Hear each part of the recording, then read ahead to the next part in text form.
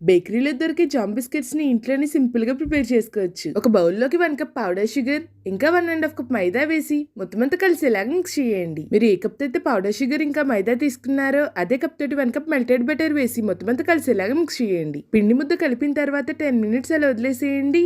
10 minutes తర్వాత ఇక్కడ చూపిస్తున్న విధంగా కొద్ది కొద్దిగా పిండిని చేతిలోకి తీసుకుని రౌండ్ గా రోల్ చేసి లైట్ గా ప్రెస్ చేయండి. ఇలా షేప్ చేసిన తర్వాత నెయ్యి రాసిన ప్లేట్ లోకి పెట్టండి. మనం చేస్తుంది జామ్ బిస్కెట్స్ కాబట్టి ఇక్కడ చూపిస్తున్న విధంగా బిస్కెట్స్ మధ్యలో జామ్ ని ఫిల్ చేయండి. బిస్కెట్స్ బేక్ చేయడానికి స్టవ్ ఆన్ చేసి కడాయిలో స్టాండ్ పెట్టి 10 మినిట్స్ బాగా వేడవనివ్వండి. 10 మినిట్స్ తర్వాత ఈ బిస్కెట్ ప్లేట్ ని పెట్టి లో ఫ్లేమ్ లో 30 మినిట్స్ అలా వదిలేసేయండి.